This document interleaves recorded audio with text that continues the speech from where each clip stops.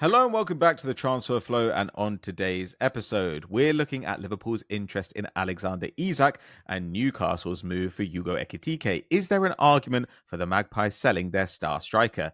Then we look at Bayern's winger search. Should they be thinking about Xavi Simons? And what do we think of Diaz, Trossard, and their other options? We also discuss Arsenal's new defender, Cristhian Mosquera, and discuss what we learned from the Club World Cup, including Real Madrid's pressing concerns. That's all on today's episode of the Transfer Flow. Hello and welcome back to the Transfer Flow podcast. We're here for another Wednesday edition, and joining me today is Neel Shayla. How are you doing, Neel? Yeah, good. Enjoyed the last couple of weeks. Got around in London, saw some of my own people's stuff, tried to ask for it back. They said they're still looking at it. I looked at it as well. Yeah, that's about it. That's what I was up to the last 10 days. Okay, it's just on a very long loan. Yeah. The British are not very good about giving stuff back. The funniest thing, yeah? In some of the museums, like there was some like plaques saying, oh yes, some of this stuff we actually took because it was in danger or there were fires. So it's a lot of fires you had there. And then at the bottom it was like, a significant portion of these artifacts were also taken as a result of British colonialism. Like, yeah, that's probably it. Actually, you should put that at the top. Yeah, and also, like, did you set the fire? Yeah, that's what I mean. There's a lot of fires for you to take all that. Well, it's like the Parthenon freezers, right? I mean, we don't have to get into this too much, but Lord Elgin, I think he just got permission to look at them, and then he was like, "And can I take some of these rocks that are lying around?" And they were like, "Yeah." And then when they came back, he was like chiseling bits off the Parthenon, and also some sunk, like a boat that was carrying some of them sank, like with a bunch of it on board, and he was just like, "Oh, I did a whoopsie. Sorry, guys." They're like cutting stuff up. Like there was some, I think it was like just a sculpture of like a horse or something from, I forgot, like Iraq or somewhere. And then they were like, to transport this, we actually have to cut it in 4 pieces, and then we just put it back together here. So that was good stuff. And then they had like a whole paragraph about how they transport. I'm like, that does not sound good at all. Why are you bragging about it? Yeah. This is like when Americans are like, I've bought a castle and I've shipped it brick by brick to somewhere in America. This seems like a great idea. I can't see how this would remotely affect like the integrity of the object. But look, we're not here to discuss the sins of the past, Neel. We're here to forget all about that, you know? And before we get started today, I just want to plug the previews. We talked about them on Monday, but we do have the Premier League previews coming up. You can get all 20 for £10. So it's a very, very good deal. And we've got variance betting as well. Please do sign up to variance betting. We've got MLS going on with that. And it's going to be, I think, a pretty exciting season. I think Ted is feeling quite punchy after a successful 24-25 campaign. So please do consider signing up to variance betting. It helps us out. And I think it gives you a real insight into what's going on with the sport too. Okay.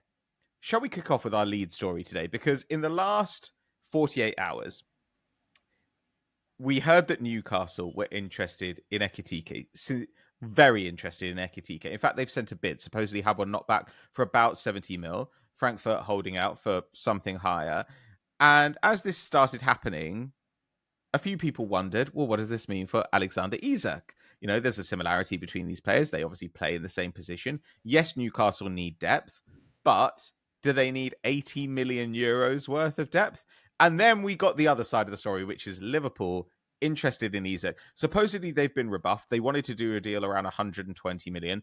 Newcastle said, it's one of those weird stories where it's like Newcastle have said he's not for sale, but they also value him at more than 150 million. I was like, so he's not for sale, but there is a price. Okay, sure.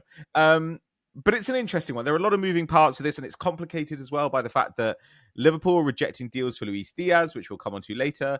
Also, now Napoli have turned their attentions to Lorenzo Luca and have brought him in instead of Darwin Núñez. Neel, shall we start with Ekitike here? As a target for Newcastle makes a lot of sense, right?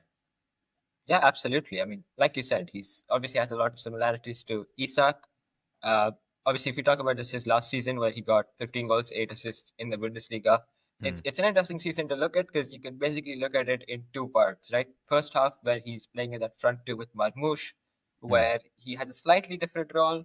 Marmoush is usually the one who's kind of, I would say, the main leader of the attack, and Ekitike is maybe like drifting around him a bit more. And then second part of the season, Marmoush gone, no real like replacement. So Ekitike becomes the leader of that attack. He has to stay higher more, and try and get shots and goals more. But on the whole, obviously Frankfurt and Bundesliga, especially Frankfurt, quite a transition heavy side. So that was very much the kind of situations he thrived in. But he was, I think, showed excellent link up in both those kinds of roles with Yep. Marmoush or even without him, with starting higher, playing with his back to goal. He was quite good at that. In those games, he kind of started high up, and then he'd like when the pass is being hit, that's when he'd kind of drop back to receive the ball in kind of the space between the lines. So his movement, his timing of his movement, his understanding of like the space kind of stuff, all of that was very good. Obviously has like great ball control and just fantastic with the ball at his feet. Great carrier, great dribbler, gets through like tight spaces, all of that. Very skillful. Has like a great highlight reel of just like him rolling the ball around with his soul, like baiting defenders and beating them, all of that. But I also like his movement in the final third and Yeah. even like around the box. I think that's when you think of like this kind of a not like a pure lead striker, someone who's like so ball to feet, you usually think okay, the movement's probably not that great around the box, but I think Ekitike is, of course, Isak also is quite good at that. And Ekitike also, especially with his right foot, has some real power in his ball striking. His left foot also, he can hit them well, but like I feel his accuracy sometimes can leave a bit to be desired. It's it just hit it and then hope it goes in.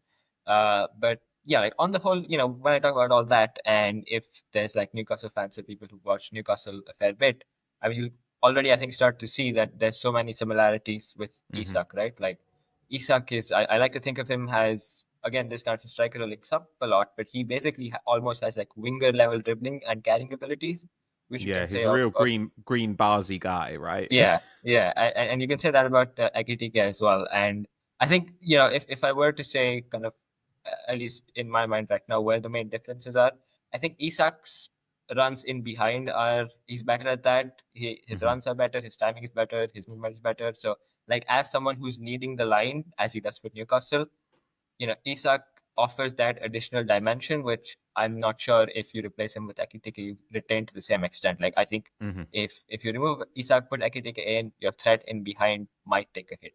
And the other thing I would just say is that like the two-footedness, like I said, Ekitike also very good like striking power with his left foot, but accuracy I would question. Whereas Isak, I think I like him a bit more Yeah. with both feet. So that, but like on the whole, right? They're very kind of similar players, and so obviously the big question which people are talking about is what do you do if you're Newcastle? I wonder what you think, Patrick, but if you ask me, I basically think they have to take a decision now. Mm. Like if Isak has is showing that he wants to leave, and regardless of whether it might be like this window or next window, I think you have to do it this window because one, right now is probably when Isak's value is at his highest.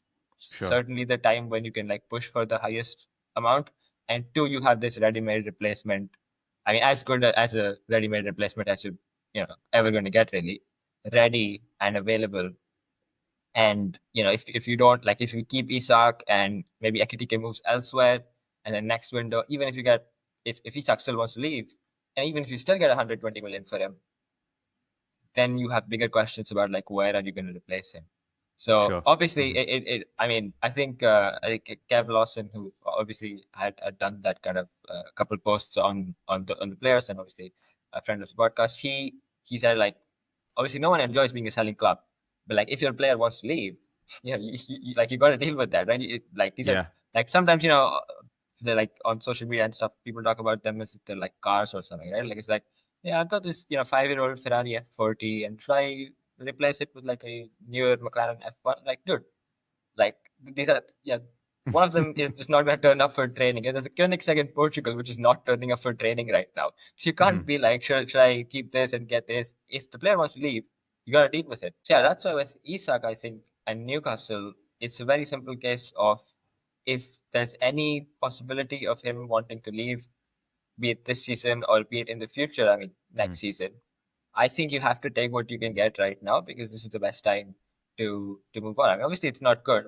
Like in an ideal world, you don't do it, but it's his choice ultimately. And And yeah, this is always going to be the challenge for Newcastle. It's like when you're kind of building a team gradually to challenge the established elite, like you can't say Newcastle have a better shot at trophies than Liverpool in any competition right now. So if Isak Mm. wants to go ahead and win trophies and he wants to play in the biggest games, like that's nothing you can do. So you have to take these hits sometimes, and all you can do is like kind of limit the damage. And I think with from that perspective, like this is the best possibility to limit the damage you can get with obviously a big fee, and then on top of that a pretty, I mean, as good a replacement as you can hope for. Did you say in there how long Isak has left on his deal? I don't have it to hand, but I No, think, me neither. but yeah, I mean that's obviously like a key part of the leverage here. Look, I broadly agree because of course Isak does not have the cleanest injury history, and if for example next season he got injured, maybe he's got a couple of years left in his deal, but he gets injured, So he's got till then 2028.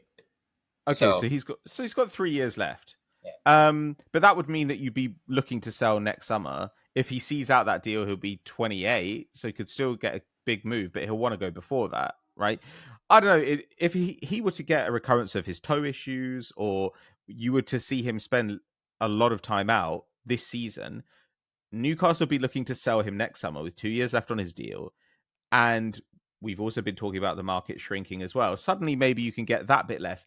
Ekitike's already gone, and Newcastle are looking around at a sort of second rank striking prospect, which is like a real hit to their long or term hoping goals. I mean, Galatasaray go bankrupt and you can get Osimhen.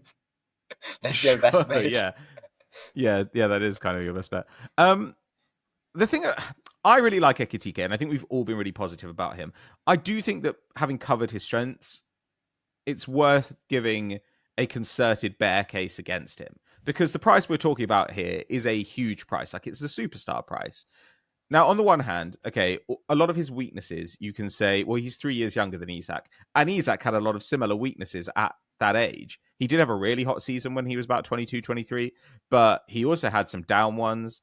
And you did see a guy who turned over the ball more and who wasn't a physical match for the strongest defenders. Ekitike, I think it's maybe overblown, this idea of him being like physically weak, but he's not particularly strong, that's for sure. And the worry here is that less space in the Prem, less counter-attacking football, fewer sort of chaotic high defensive lines. Shots could drop from the 4 they're at now, which is obviously crazy high, down to the 2.6 we saw when he was younger at PSG. And his XG, which was at like 0.9 expected goals and assists per 90 last season, it was at 0.5 in the half season before at Frankfurt. Okay, maybe what if his truer level is like 0.6 or something? And then you also have to take off the bit that you get when players transfer from the Bundesliga to the Premier League. And suddenly you're looking at a guy who is still pretty decent, but not worth the money you paid for him.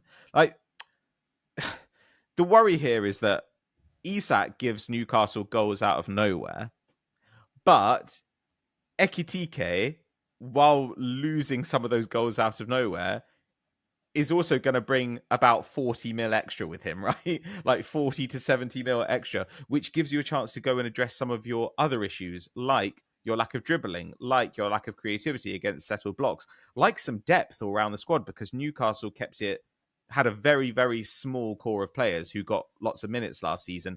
And on top of that, they're one of the oldest sides in the Premier League now as well. So it does feel like an Isak sale for a crazy price. Ekitike for 2/3 of that, half of that, maybe even, and some money like that. Like it does feel like that works for everyone. I mean, I tell you what, like Frankfurt are the biggest winners by far, right? Because they obviously got a big old stack of cash for Marmoush. And Yeah. like if like Isak does go for whatever 120, 120 plus, they're gonna say like give us 80, give us 90, we want this and we're not gonna negotiate. And then like Mm. Newcastle have a very tough choice between paying that, as you say, I think because of the Isak fee, like maybe at least for me, like maybe when you think of Isak 120 plus, you're like, okay, 80 is not that bad. But actually 80 is still such a big fee. Yeah. Especially with like all the other kind of fees going around as well for the other strikers. Then you're like, should we go 80 for this guy who's obviously very similar profile and you almost a like for like replacement without obviously with some questions as you said? Or should we maybe just look elsewhere for like 50, 60? Again, obviously the market is difficult, so I don't know who exactly that is. off the top of my head, but do we explore alternatives and leave more money to strengthen the squad elsewhere? Then it becomes like an interesting question from that perspective. If you know you if like Frankfurt are, I would say like at 90 maybe, if they're stuck, if they're not budging. But like honestly, I don't think, I think probably like they'll be happy to sell as well on a high, because as you say, with Ekitike as well, this is like a big explosion from last season. And Mm. I guess even they might have the similar kind of questions like, what if he drops back a bit? We're never going to get like 80 for him again. So if we can, let's just, I mean, we're already like halfway through a rebuild. Let's just go all in. Like, not going to lose much anyway, because you're not going to get like relegated or anything. And Mm. I mean, everyone around them is doing nonsense. You're gonna get top 4, top 5 easy anyway. So it's not a bad time for them. But yeah, good times if you're Eintracht Frankfurt, I guess. I think what everyone should be doing at the moment, if they've got like young forwards who they don't like enough to play for them, send them all to Frankfurt for nothing, but with like really healthy like 50% sell on clause. Yeah, sell on clauses. And you're just going to get paid forever printing because they money. always do this. They always do this. Okay, well, the interesting thing, I guess, is that Liverpool do feel like they're trying to strong arm Newcastle a bit. Like it does feel like it's going on in the press at the moment. So today, Sky Sports reporting that Newcastle said we would never sell Isak, all that stuff. But on the other hand, you've got Liverpool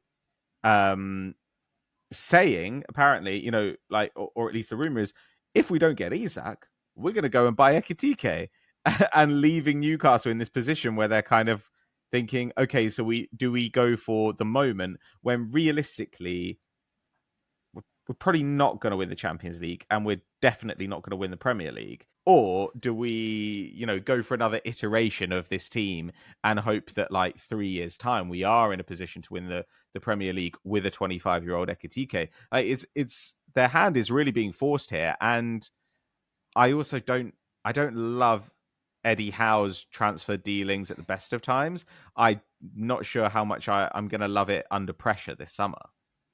Yeah, I mean, it's a tough spot for them, right? Like if you kind of accept that the Liverpool threat, if you will, be real, like what do you? I mean, I would honestly, if I were in Newcastle's position, I would be tempted to say, again, this is ignoring like what Isak wants, but like if it's just a question of Liverpool saying we could get Isak or Ekitike, I'd probably be like, okay, I take Ekitike and see where that gets you.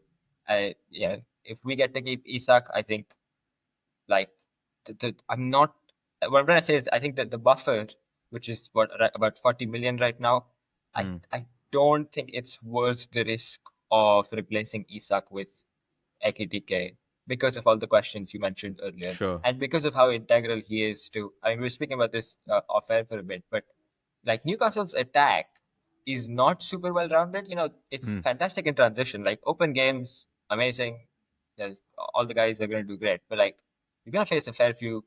Increasingly, you're going to face fair few lower blocks, and in Yeah. these circumstances, you are quite reliant on Isak doing something out of nothing, as you were saying, and how much of that is Ekitike going to be able to do? Probably not the same amount, I'd guess. And if not, then who else does something? I mean, like against low blocks, I don't know about Gordon. I don't know Elanga But as it well has to be against. Gordon or Harvey Barnes, right? Yeah, yeah, Like yeah.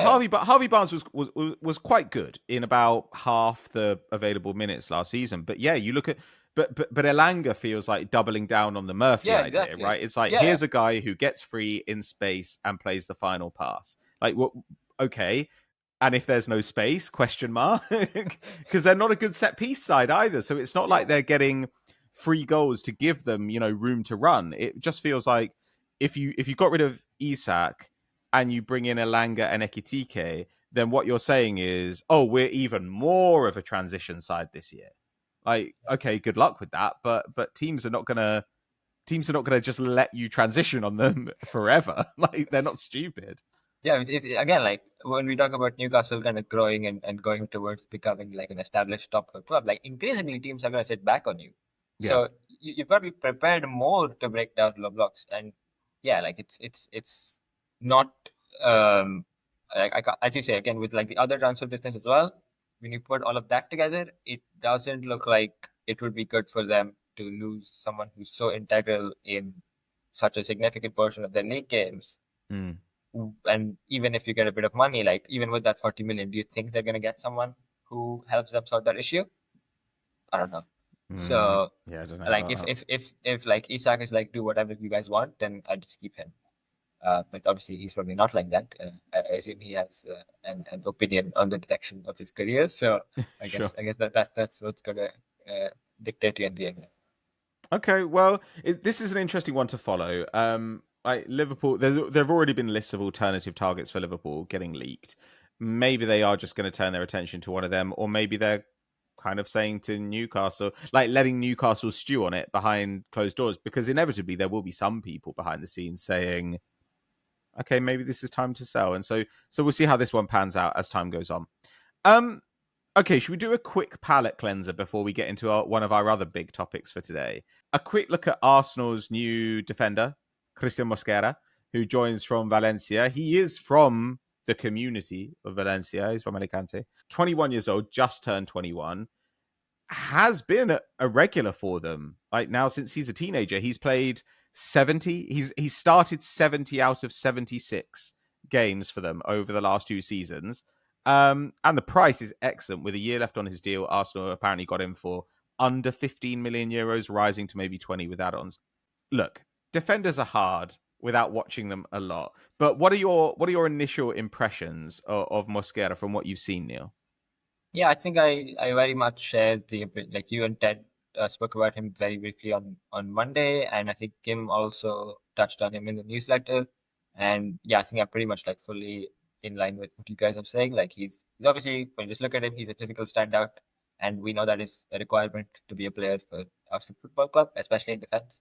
Mm. So covers that base. He's good on the ball. He also played under Carlos Corberan a fair bit towards the second part of last season, and I Mm-hmm. think that's when you did see, or at least I did see, some good ball playing ability from him, which is again important.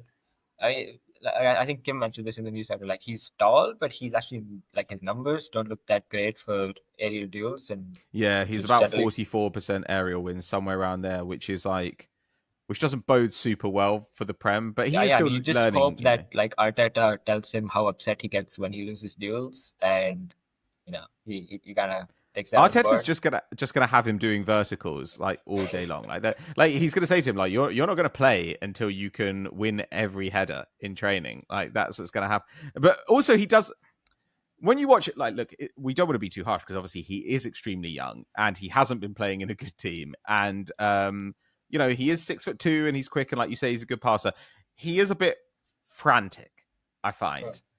Like when you watch him, if he gets pressed on the ball, it does sort of feel like there's a little bit of kind of like nervous energy. He reminds me a bit of when Antonio Rudiger was at Roma.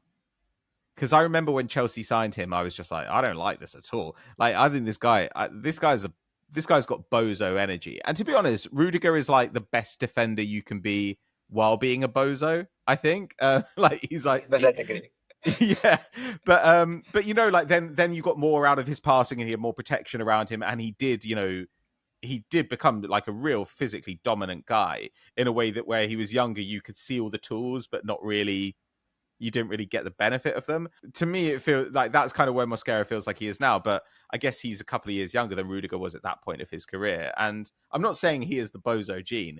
I'm just saying that like when I watch him, I'm like, oh, I sometimes see you deciding whether to go to ground and then you do, but like you've done it like slightly too late because you were trying to decide. But he's played for Spain at youth international level, and yeah, lots of experience in a real league. The price is hilariously low. Um, so yeah, I don't know. Like this might not work out, but Arsenal are probably going to sell him at a profit if it doesn't work out. So seems Yeah, fine. exactly. Like Ted always says with these deals. I mean, with all deals, the price is always like the main thing. But like with these kind of backup deals, like if you're a top club and you get someone for like super cheap, you really can't lose. Like either you strike gold, win the lottery, and he becomes like your starting center back 5 years down the line, or you sell him for a profit at worst. So yeah, Yeah. you can't really lose. Okay, well, shall we go on then to Bayern Munich? And, well, Bayern Munich and Xavi Simons. Xavi Simons, I guess, is our way into this because actually on the topic of hilariously low fees, Leipzig have closed a great deal for Johan Bakayoko. He comes in for apparently about 20 million euros, which is crazy. They've paid that same price, the buyout fee for Yan Diamond of Leganés. So they've brought in two wide guys. They've also still got Nusa, Openda, Sheshko, Baumgartner there. And so with all these people there, we've all been wondering, like, what's happening with Xavi Simons. And of course, that 2.5-year deal, he's now at 2 years on that deal. So it does feel like maybe he should be heading off. And there are a couple of plausible destinations. Which clubs come to your mind when we talk about him? Like, obviously, I've already mentioned Bayern, but are there other candidates who might be interesting for a Xavi Simons?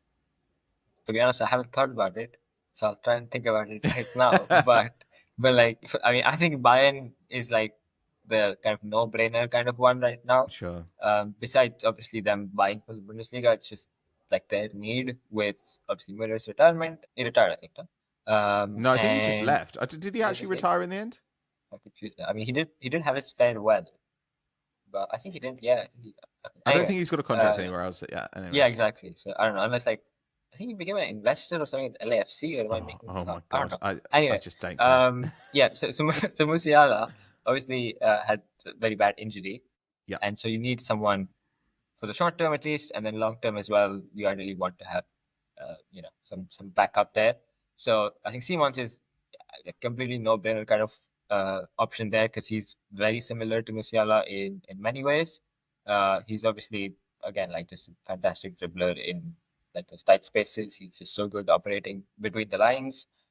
Like again, technically excellent, great on the half turn, good carrier, good forward passing, finds his teammates. He does pretty much like the main stuff you want Musiala doing in those kind of against those low blocks in the zone 14 area, kind of as we say. And obviously does have some shooting and scoring threat as well, Simons. So yeah, like that's an absolute no-brainer. And again, with like the Leipzig situation, the contract, I think you can also not go crazy on the fee, which like for Bayern, like their main priority to me still should be the left wing position.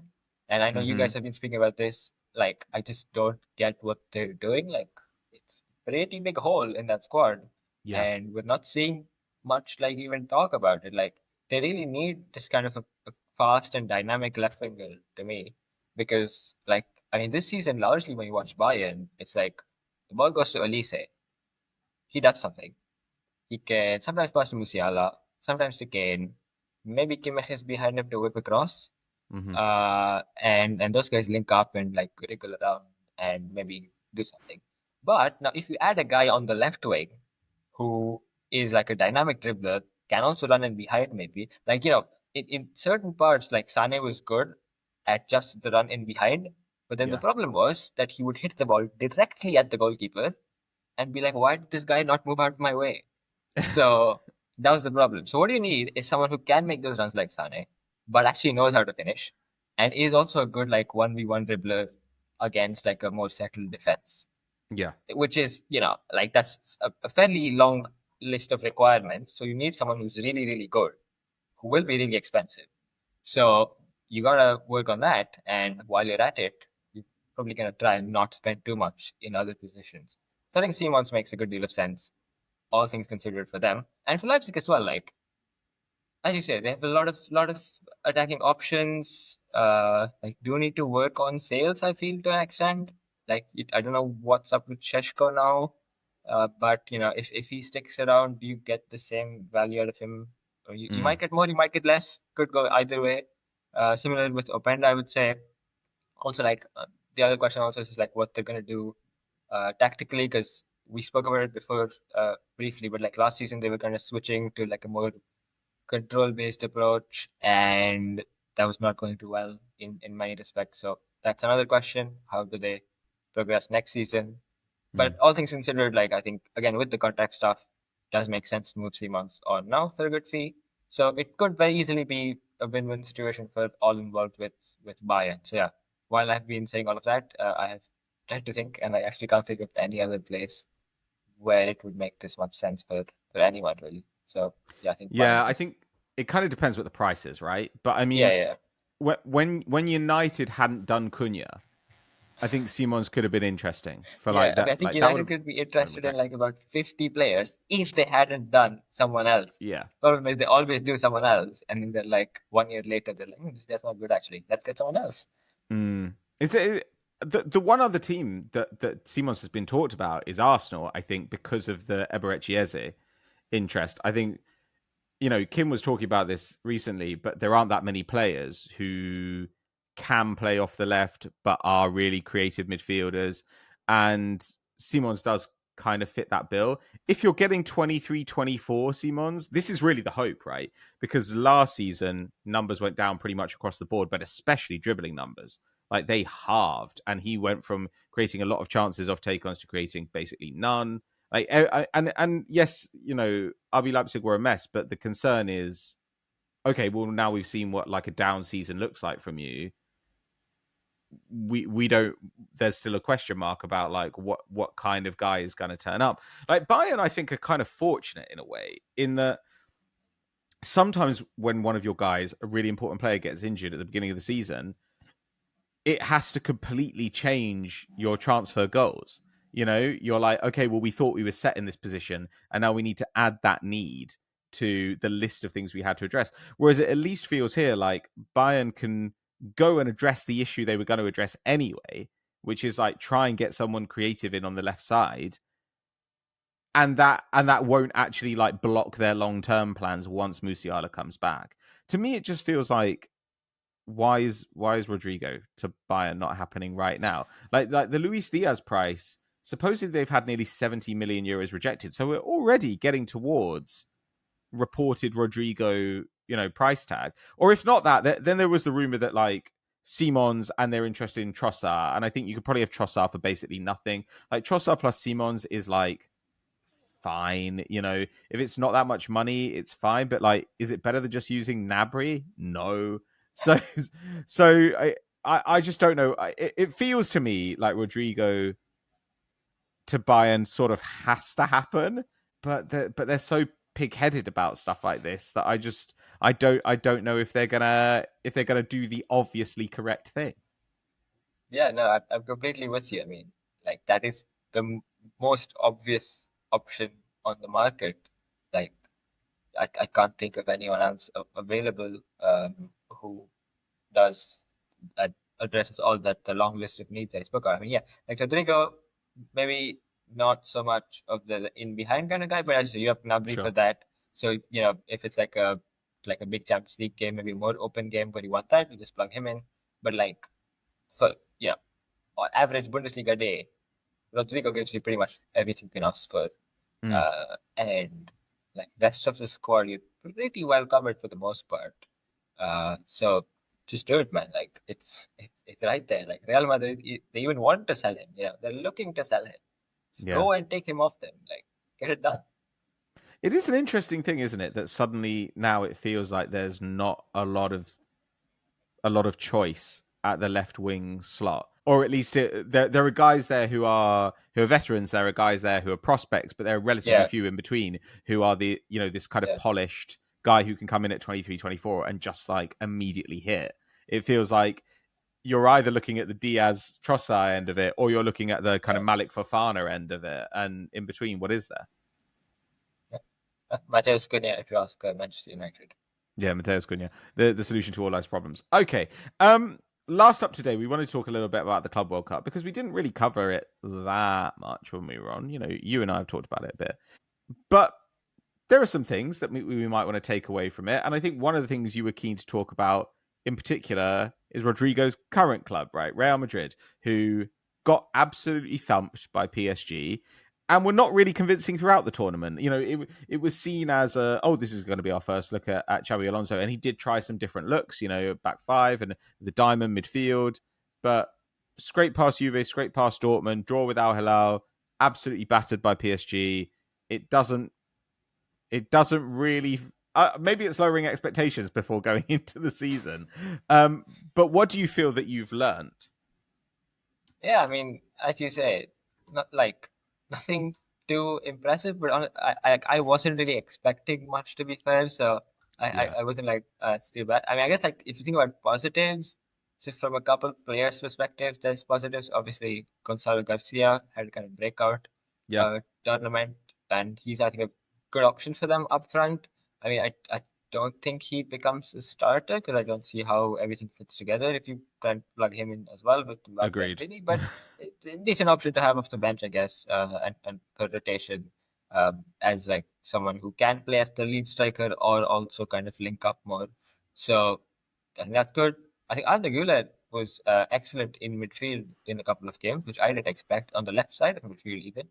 Yeah. I think that's something you could do, in fact, against like a relegation battling La Liga team, and you could get quite a bit of joy out of that. Like we've obviously throughout last season we've spoken about how they've really missed the creativity from midfield, obviously with Kroos leaving and not really being replaced.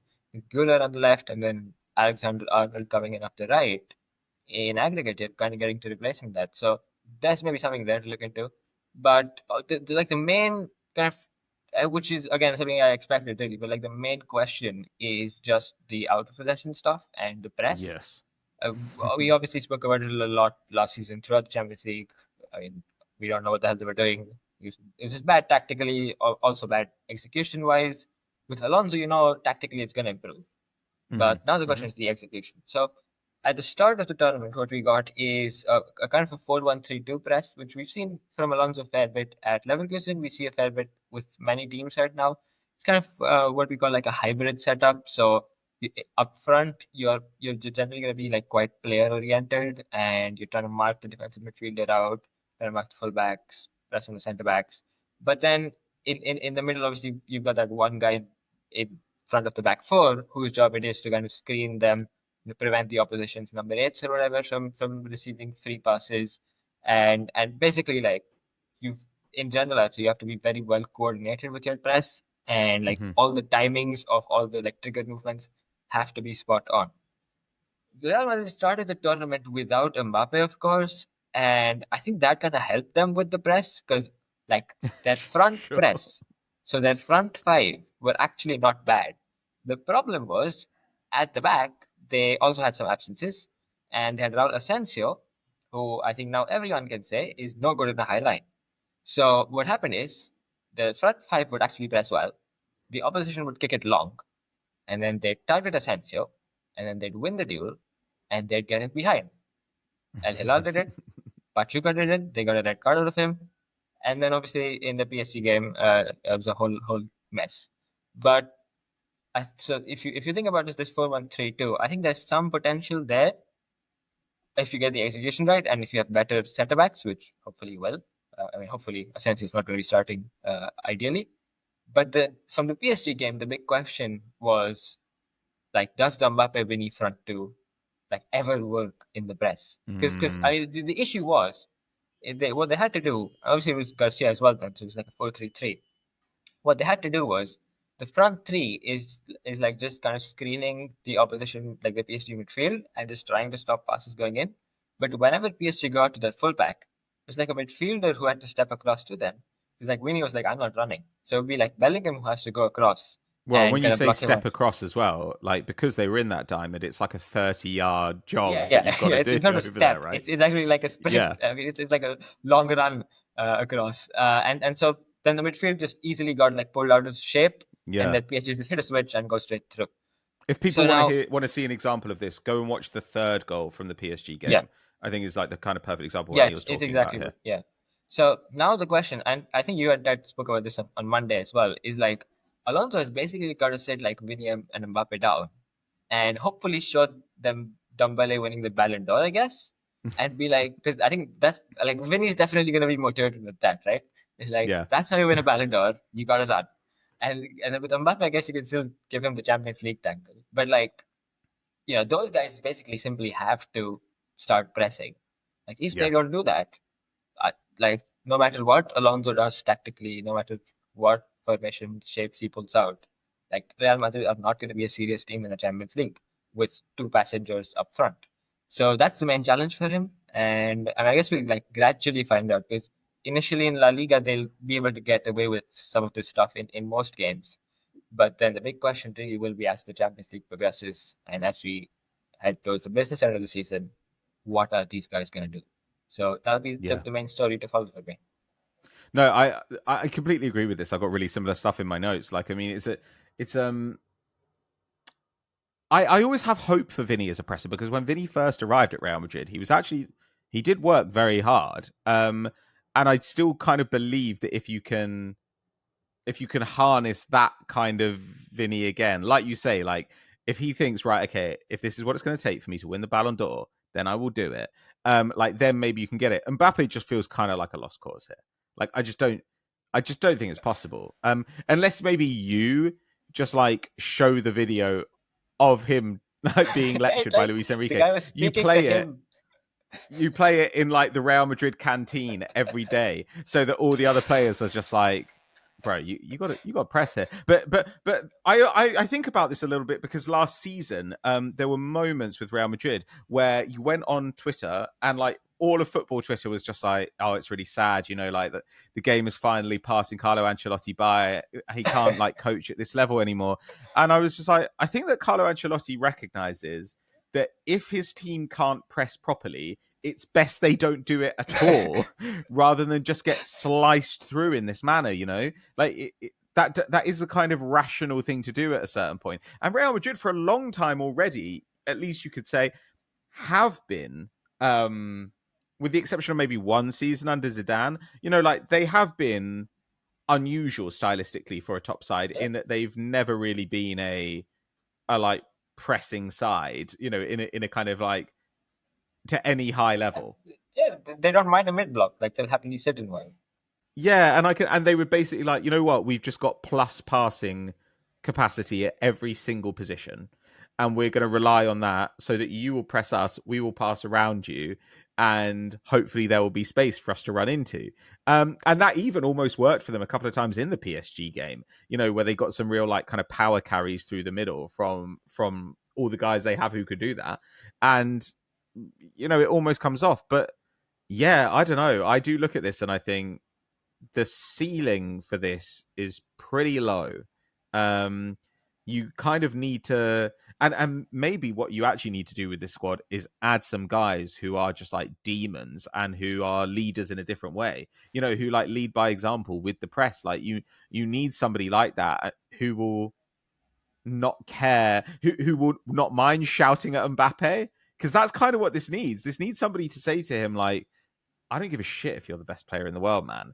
Like, we are going to get crucified in every big game from now until the end of your career if you don't do some running. Like, I mean, it is just very, very frustrating. And I think that's going to be a real test of Xabi Alonso's man management there, because it's not just one of these guys, he's got two of them. Oh my All god! the rest, Like, man. what a disaster! Is there anything else that you feel that you can take from the Club World Cup? Anything else that stood out to you? I mean, obviously Real Madrid as well will now think, okay, we've got Alvaro Carreras coming in, and we're going to change shape again, and maybe we never play that diamond again, or at least not against a team like PSG who are just going to slice through it. Anything else that stood out to you from the tournament? Because of course Chelsea, surprise winners, with the universally beloved manager Enzo Maresca taking them to a trophy that he said is going to be as big as the Champions League. A slightly self-serving description. What did you think about Chelsea in the tournament? Like, what do you think about their performance in the final? Yeah, I mean, I think the final was obviously quite interesting. The tournament, I think they got really lucky, right? Because they finished second in their group, and they Yeah. got a wonderful draw. Just had to get through Benfica, also like not the best. And then a bunch of Brazilian teams, and then boom, you're in the final. So they got quite lucky with the draw there. But like, if we talk about the final, it was quite interesting to me because I think it's fair to say they completely like outplayed PSG tactically. Yeah. They obviously it helps to like score your first two meaningful shots. It's always good tactics there. But you know, like even like from taking the lead, that really helped what they were trying to do with Hmm. their out possession stuff, which was the block, sitting back deeper in pretty much a back five because you had like Neto tracking back against Hakimi and just matching up there 5v5. And then you had like the midfielders crowding out the middle.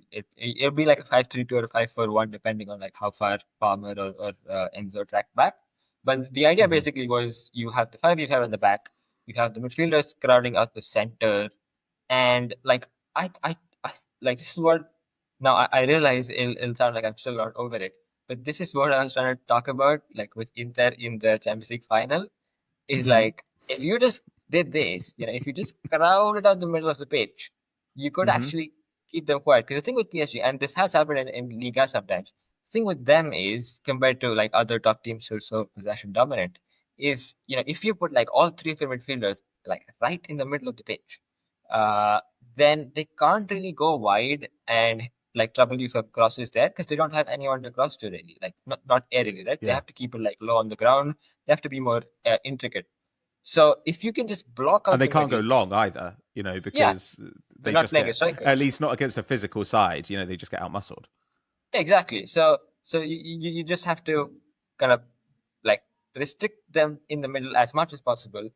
Hmm. Like don't leave any space for them to do their rotation. Like they can do their rotations, but don't let them hurt you in like the outside the box zone 14 kind of area.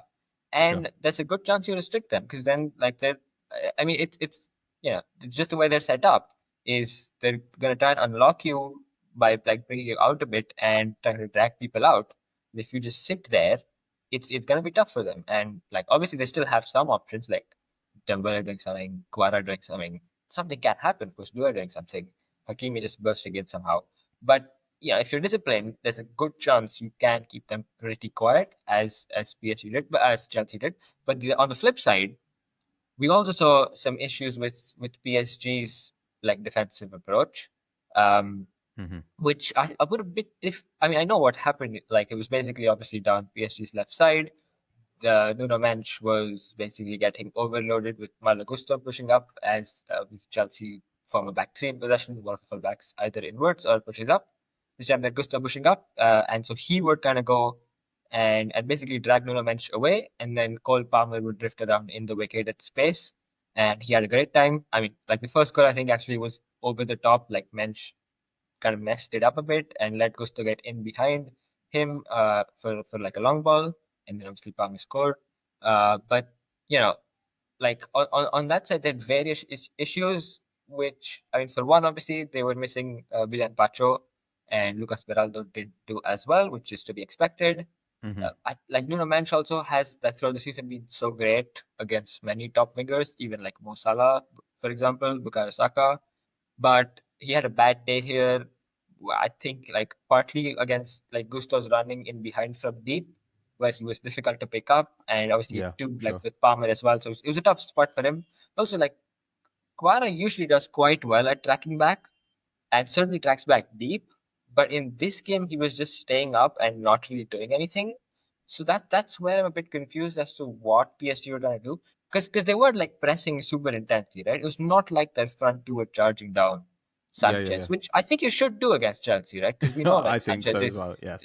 So I don't see why they didn't do it. I mean, I know some people have spoken about like maybe them being fatigued, but like if you look back at their games, like they walked over Miami, they walked over Real Madrid. They had obviously that 2-0 with Bayern was maybe a bit more, but that was the quarterfinal. But don't know if they're fatigue. Maybe like the heat is maybe a factor because obviously Sure. 30 plus degrees European people have bad times. But like I don't understand. It was just like a high block, but without a press, and with Quara just got up there, getting overloaded on the on Mensch, and then that basically killed the game really. So an interesting one from a tactical point of view there. I think we do see some weaknesses. I think like people were getting a bit carried away with PSG. They're like best team in the world. Never seen Sure. anything better. I think okay, there are some issues here. It's not like all perfect. And then Luis Enrique also lost his head after full time, so I don't know what's going on there. Uh, but but yeah, like from Chelsea's point of view, obviously a good result, great tournament.